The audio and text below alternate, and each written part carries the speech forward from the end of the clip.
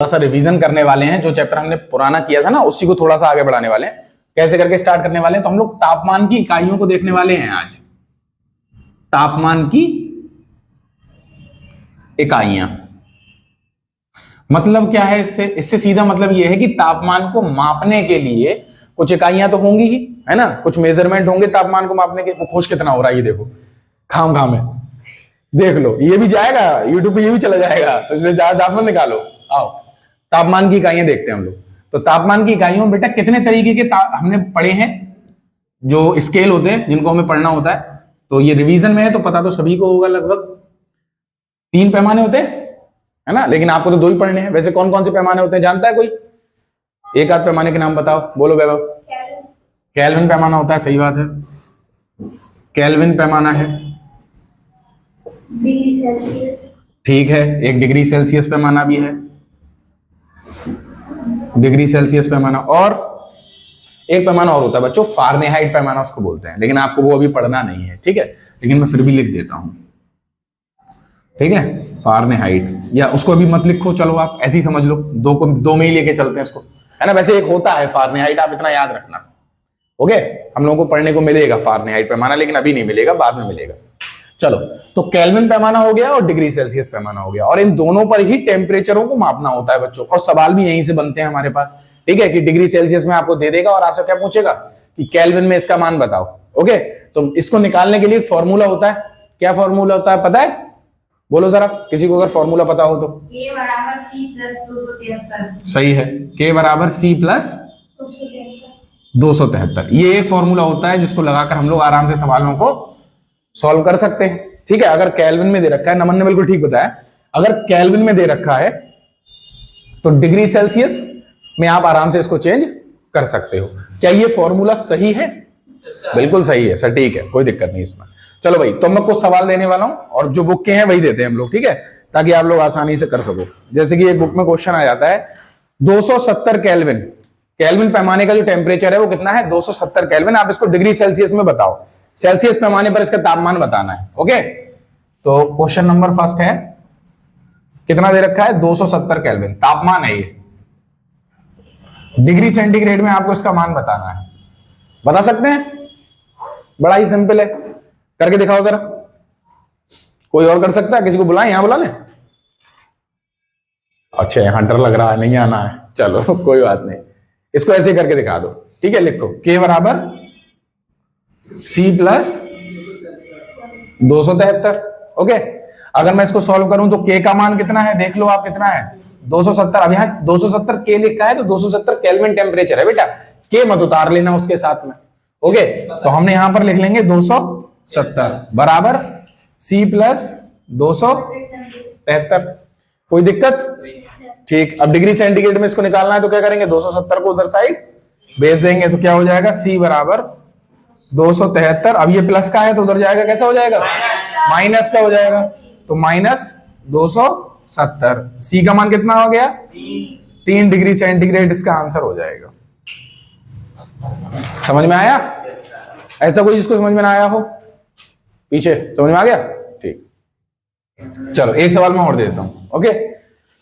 तो हम लोग दे रहे हैं एक केल्विन पर ही और ले लेते हैं। 300 डिग्री, 300 केल्विन टेम्परेचर है। क्वेश्चन नंबर दूसरा कितना है? 300 केल्विन तापमान है। कितना है?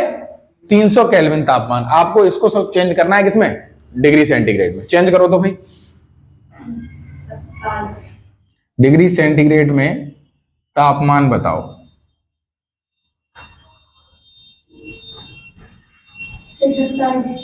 कितना है? वाह, सॉल्व भी कर लिया, ठीक। फॉर्मूला क्या लगाएंगे फिर से? K बराबर C प्लस 273, ठीक। सॉल्व करेंगे तो K का मान कितना है? 300 बराबर C प्लस 273। इसको सॉल्व कर लो तो C बराबर 273, और ये 300 जो होगा उधर जाके माइनस में हो जाएगा, तो माइनस का 300। बताओ कितना आएगा आंसर? 27। लेकिन 27 नहीं आएगा आंसर, माइनस का 27 होगा, ठीक है। तो इस पर ध्यान रखना, प्लस माइनस का, माइनस का 27 डिग्री सेंटीग्रेड। अब तुम कहोगे सर क्या फर्क पड़ता है प्लस माइनस से? तो बहुत फर्क पड़ता है प्लस माइनस से। 27 डिग्री सेंटीग्रेड मतलब नॉर्मल टेम्परेचर जो है, और माइनस 27 डिग्री सेंटीग्रेड मतलब समझ रहे हो हैं? 6 रजाइयां अपने घर से ले आओगे तुम लोग, समझ रहे हो? उसके बाद भी कड़कड़ी बन जाएगी तुम्हारी, तो हालत खराब हो जाती है। 27 डिग्री सेंटीग्रेड टेम्परेचर बहुत कम हो गया। ओके, और वो माइनस में 27 डिग्री सेंटीग्रेड है। ओके, चलो आगे बढ़ते हैं। ये सवाल तो समझ में आ ही गए होंगे। एक बार मैं डिग्री सेंटीग्रेड से केल्विन में चेंज कराना भी सिखा देता हूं, ठीक है? तो एक सवाल और ले लेते हैं हम लोग। 25 डिग्री सेंटीग्रेड तापमान कितना है बेटा? 25 डिग्री सेंटीग्रेड तापमान है डिग्री सेंटीग्रेड पैमाने पर, ठीक है? डिग्री सेल्सियस जो पैमाना है उस पर इतना टेम्परेचर है, और इसको हम क्या करना है, हमको किस पर चेंज करना है? केल्विन पैमाने पर इसका मान बताना है। चलो केल्विन पैमाने पर नाम बताओ। केल्विन पैमाने पर तापमान की गणना करो, या तापमान बताओ कितना होगा। 288। चलो बहुत सिंपल है, कोई दिक्कत ही नहीं है। क्या करेंगे हम लोग? फिर से फॉर्मूला लगाएंगे, K बराबर C प्लस 273। K का मान K और यहाँ पर C लग गया, तो अब C की जगह पर लिख देंगे। कितना आ गया? 25 प्लस 273। इसको सॉल्व कर लो बस, कितना हो जाएगा? 5 3 8 7 2 9। सभी का यही आ गया? अच्छी बात है, पहले बता दिया तुमने, शाबाश। ये बात समझ में आई बच्चों? कोई दिक्कत? इस तरीके के अगर और सवाल आते हैं तो आप लोग कर सकते हैं। बिल्कुल क्लियर हो गया मेरे हिसाब से। रिवीजन में ज्यादा समझ में आया होगा पहले से, है ना? फर्स्ट टाइम में किसी चीज को पढ़ते हैं तो उतनी समझ में नहीं आती, लेकिन जब सेकंड या थर्ड टाइम में उसको पढ़ रहे होते हैं तो वो चीज ज्यादा समझ में आ जाती है। इसी वजह से अब ये जो वीडियो बनेगी वो भी यूट्यूब पे अपलोड अवेलेबल हो जाएगी तुम्हारे लिए। तो जब तुमको समझ में नहीं आया चीज, उसको तुरंत देख लेना, तुम्हारे काम में आ जाएगी। ठीक है, चलो आगे बढ़ते हैं बेटा। तो ये वाला टॉपिक तो यहाँ समझ में आ गया होगा। अगर हमको डिग्री सेंटीग्रेड से केल्विन में चेंज करवाए या केल्विन से डिग्री सेल्सियस में चेंज कराए, हम आराम से चेंज कर सकते हैं और सवालों को डील कर सकते हैं बच्चों। हम इससे आगे की बात करते हैं, और इससे आगे कुछ महत्वपूर्ण टॉपिक होंगे, क्योंकि रिवीजन है तो टॉपिक वाइज टॉपिक ही पढ़ना पड़ेगा हमको। ओके, चलो भाई थोड़ा तेज बोल लो, क्या कह रहे हो?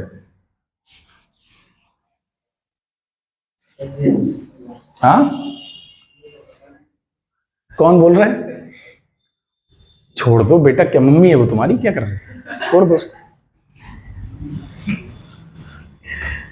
हाँ, गोदी में बैठने की कोशिश कर रहा है। चलो, अरे ये कैसे रह गया? आओ भाई, चलो स्टार्ट करते हैं। तो अब हम लोग जो नया टॉपिक करने वाले हैं उसका नाम क्या है? उसका नाम है गलन तथा गलनांक। तथा गलनांक। अब बेटा इस चैप्टर में इस टॉपिक का नाम ही अगर हम देख रहे हैं तो नाम से ही चीजें बहुत सारी समझ में आ रही हैं हमको। ठीक है, कैसे आ रही हैं देखो। गलन का मतलब क्या होता है? गलना, है ना? पढ़ चुके हैं हम लोग। यानी कि और गलेगा कौन बेटा? राइट, ठोस अवस्था ही गल सकती है, यानी कि ठोस का द्रव अवस्था में चेंज होना ही क्या कहलाएगा? गलना कहलाएगा, है ना? अगर आप किसी लोहे की रॉड को गर्म करना शुरू करो तो पहले तो लाल होगी, उसको गर्म करोगे तो अच्छा और लाल होगी, उसका गर्म करोगे तो और लाल होगी। अब गला भी दो उसको। अगर और गर्म करेंगे तो एक ऐसा टेम्परेचर आ जाएगा जिस पर वो क्या हो जाएगी? द्रव अवस्था में चेंज होना शुरू हो जाएगी। हम जानते हैं किसी भी पदार्थ को अगर आप हीट करते हो, गर्म करते हो, तो वो अवस्था परिवर्तन करता है ना? तो अगर आप किसी ठोस को उसके उस बिंदु तक गर्म करना शुरू कर दो जिस पर वो गलना शुरू हो जाए, तो उस गलने की प्रक्रिया को तो बेटा गलन कहते हैं, और उस टेम्परेचर को क्या कहते हैं? गलनांक। समझ में आया? मतलब क्या है? अगर मैं लिखना चाहूं गलन को, तो गलन को हम लोग लिखेंगे किसी ठोस के द्रव अवस्था में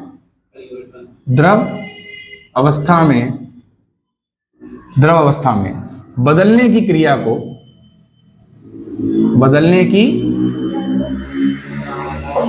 क्रिया को क्या कहते हैं बेटा? गलन कहते हैं। गलन कहते हैं। तथा वह तापमान जिस पर कोई ठोस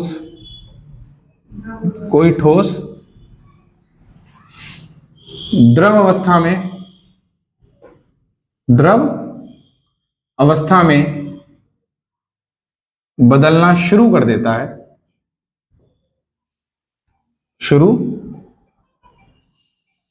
द्रव अवस्था में बदलना शुरू कर देता है, बच्चों सॉरी, किसी का फोन आ रहा है। हेलो। हेलो। हाँ जी, कौन? नमस्ते सर। बेटा मैं बाद में बात करता हूँ, पढ़ा रहा हूँ अभी एग्रीकल्चर के बैच आ रहा है इंटर के। अभी। मैं बेटा थोड़ी देर में बात करूंगा, सही है? Okay sir. ऐसा है, फोन किसी बच्चे का ही था।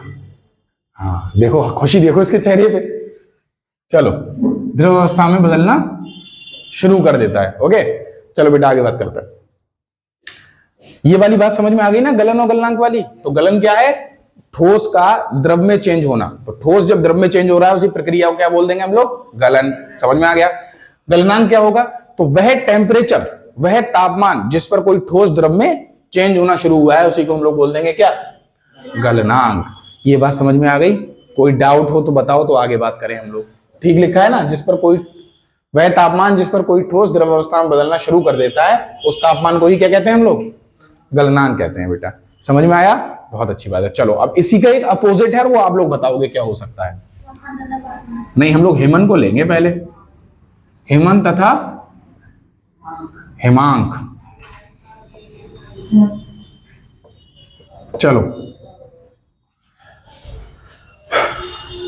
ये आपने कुछ छोटा भीम वगैरह नाटक वाटक देखे होंगे छोटे मोटे, तो उसमें हिम गोला होता था, सुना है?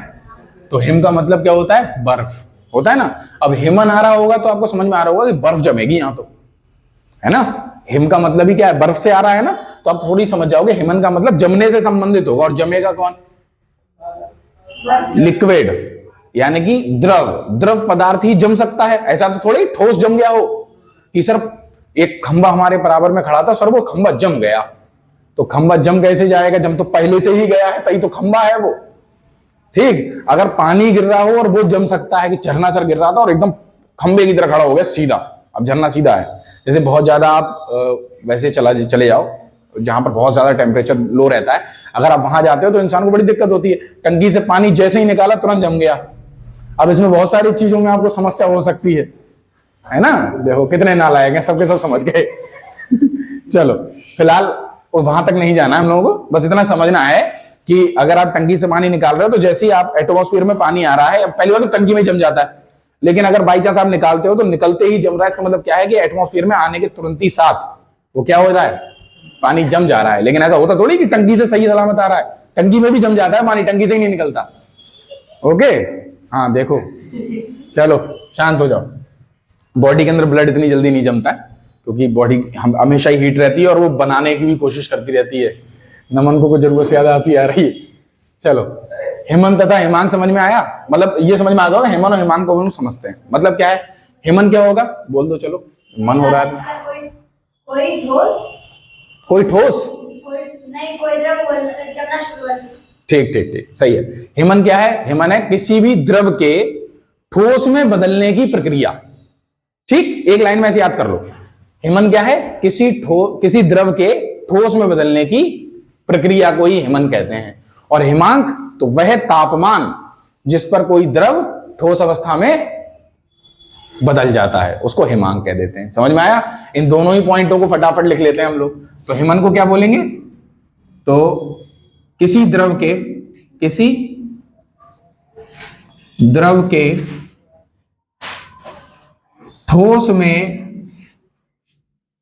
ठोस में बदलने की क्रिया को क्या कहते हैं बेटा? हेमन कहते हैं। हेमन कहते हैं। बहुत ज्यादा देखो, बहुत ज्यादा लेंदी नहीं करनी चीजों को। अगर आप वन लाइनर से याद करते हो तो बहुत फायदे में रहोगे, है ना। बस कॉन्सेप्ट पीछे का पता होना चाहिए हम लोगों को।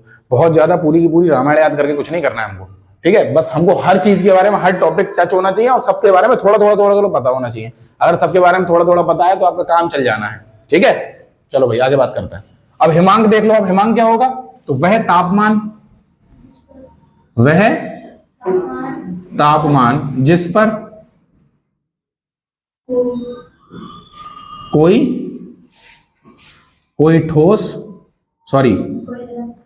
द्रव ठोस अवस्था में बदलना शुरू कर दे।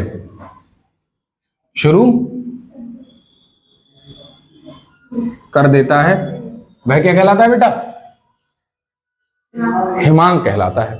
समझ में आ गया? अब इससे आगे के बेटा जाहिर सी बात है, आपने दो स्थितियां देख ली। एक तो आपने देख ली ठोस के द्रव में चेंज होने की, एक आप देख चुके हो द्रव के ठोस में चेंज होने की। तो जाहिर सी बात अब जो आएगी वो क्या होगी? द्रव के गैस में चेंज होने की। ओके, तो कौन सी आएगी? तो नेक्स्ट है क्वथन तथा क्वथनांक।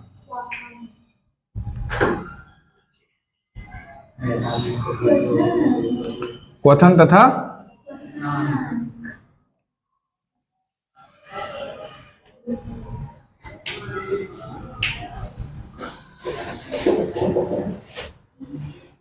चलो, क्वथन तथा क्वथनांक बता सकता है कोई? क्वथन क्या है? बोलो। ताप जिसका कोई द्रव उबलना शुरू कर दे उसे क्वथन कहते हैं, और इसी प्रक्रिया क्वथनांक कहते हैं। इनके कहने का मतलब थोड़ा सा ऊपर नीचे हो गया है, बाकी ठीक ही है। क्वथन का सीधा मतलब क्या है? क्वथन एक प्रक्रिया है बेटा, ठीक है। क्वथन क्या है? क्वथन एक प्रक्रिया है, यानी कि द्रव था, आपने द्रव को गर्म करना शुरू किया तो द्रव क्या होगा? एक कंडीशन के बाद गैस में चेंज होना शुरू होगा। तो द्रव के गैस में बदलने की प्रक्रिया को क्वथन कहते हैं। सही है? जैसे अभी यहां पर देखो, हर बार प्रक्रिया ही तो आया। गलन क्या थी? ठोस से द्रव में बदलने की प्रक्रिया। ओके, वह क्रिया जो ठोस से द्रव में चेंज हो रहा हो। हेमन क्या था? द्रव से ठोस में चेंज होने की प्रक्रिया। और इसी प्रकार से क्वथन क्या होगा? द्रव से गैस में बदलने की प्रक्रिया या क्रिया जो भी होगी। ओके, तो लिख लेते हैं हम लोग, किसी द्रव के गैस में बदलने की क्रिया को, गैस में बदलने की क्रिया को बदलने की क्रिया को क्या कहते हैं बेटा? क्वथन कहते हैं। क्वथन कहते हैं। ओके, और क्वथनांक किसको कहेंगे? क्वथनांक किसको कहेंगे? तो वह तापमान, ठीक है। क्वथनांक किसको कहेंगे? क्या हुआ? अच्छा, वो हवा मार रहा है इस चक्कर में, रख दो उसको, नीचे रख दो। चलो, तो क्वथनांक बेटा क्या होगा? वह तापमान, वह तापमान जिस पर, वह तापमान जिस पर कोई द्रव गैस अवस्था में बदलना शुरू कर देता है, गैस अवस्था में बदलना शुरू कर देता है,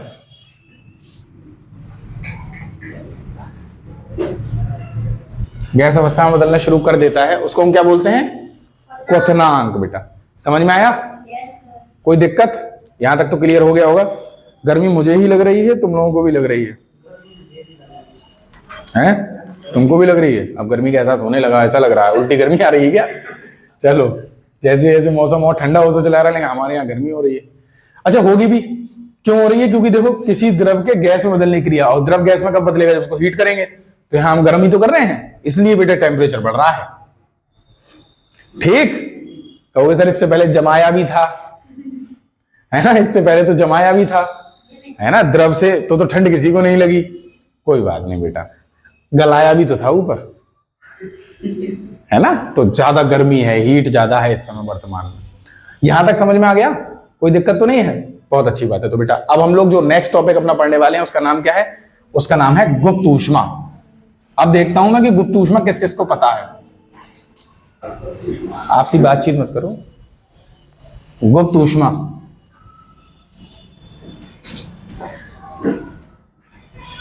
ऐसा है जब वीडियो रिकॉर्ड नहीं हो रही हो तब बुला के यहाँ पीट दो, कोई दिक्कत नहीं है। अगर मैंने यहाँ पीट दिया ना तो कितने सारे लोग देखेंगे तुमको, अरे कुटाई हो गई, बेइज्जती, राइट, बेइज्जती हो जाएगी। चलो, तो गुप्त ऊष्मा बेटा, गुप्त ऊष्मा क्या होता है बता सकते हो? वह ऊष्मा जो किसी पदार्थ की अवस्था परिवर्तन में सहायक होती है, गुप्त ऊष्मा कहलाती है। ठीक ही है, तुम बताओ। वह ऊष्मा जिसमें जो पदार्थ की अवस्था परिवर्तित कर देती है। हाँ, ठीक है, ठीक है। इसका कहने का मतलब क्या है? इसके कहने का क्या है? तुम बोलो, तुमको बोलना है, बताओ ना। पता नहीं क्या बोल रहे हैं, नहीं समझ में आया? चलो अभी देख लेते हैं हम लोग गुप्त ऊष्मा को। तो गुप्त ऊष्मा का सीधा मसला ये है कि बेटा कोई भी पदार्थ है, अगर आप किसी को गर्म करोगे तो जाहिर सी बात है पहले तो वो नॉर्मल गर्म होना शुरू होगा। जैसे द्रव को ही ले लेते हैं हम लोग, पानी को तो उबलते सबने देखा होगा ना। जब आप पानी को गर्म करते हो तो क्या होता है, पानी पहले उबलता है। ऐसा थोड़ी कि पानी गर्म किया फुस पानी खत्म, ऐसा तो नहीं होता ना। पानी को आप गर्म करोगे तो पानी उसके बाद उबलना शुरू होगा और उसके बाद धीरे धीरे उसके अंदर से वाष्प निकलनी शुरू होगी। तो मतलब क्या है, गुप्त ऊष्मा क्या है, यानी कि जो एक क्वथनांक था, क्वथनांक से अधिक जब टेम्परेचर बढ़ता चला जाएगा तब वो गुप्त ऊष्मा में कन्वर्ट हो जाएगा। तुम लोग समझ पा रहे हो चीजों को? जाहिर सी बात है, आपने द्रव को, पानी को गर्म करना शुरू किया, हम जानते हैं पानी जैसी 100 डिग्री सेंटीग्रेड पे पहुंचेगा वो उबलेगा, क्योंकि वो उसका क्वथनांक है। क्वथनांक पर वो उबलना शुरू करेगा ना, करेगा, बॉइलिंग पॉइंट है उसका, वो उस पर उबलेगा। अब जैसे ही वो उबलना शुरू होगा उसके साथ में ही वो अवस्था परिवर्तन भी करना शुरू कर देगा, क्योंकि 100 से ऊपर टेम्परेचर बढ़ जाएगा। और जैसे ही 100 से ऊपर टेम्परेचर बढ़ा, अवस्था परिवर्तन चालू। यानी क्या है, गुप्त ऊष्मा क्या है? गुप्त ऊष्मा वह ऊष्मा है जो किसी भी पदार्थ की अवस्था परिवर्तन में सहायक होती है। यानी कि वह ऊष्मा जो किसी पदार्थ की अवस्था परिवर्तन कर देती है वह क्या कहलाती है? गुप्त ऊष्मा कहलाती है। बेटा समझ में आया? तो गुप्त ऊष्मा क्या होगी? तो वह ऊष्मा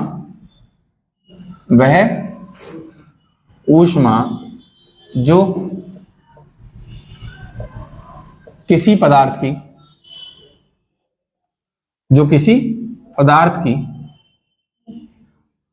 अवस्था परिवर्तन में सहायक होती है। अवस्था परिवर्तन में सहायक होती है, वो क्या कहलाती है? हाँ, मोदी जी का फोन है। हेलो, लल्ला काट दो फोन। कौन है? भैया। भाई का फोन था? कोई ना, बाहर जाके बात कर लो। चल, हाँ मोदी जी का फोन आ गया भाई। चल, हो सकता है भाई का ही हो। इतना ज्यादा तुम लोग खुश क्यों हो जाते हो किसी के फोन से? है भाई का ही हो सकता है। चल चलो शांत हो जाओ, कह रहा योगी जी का होगा। आओ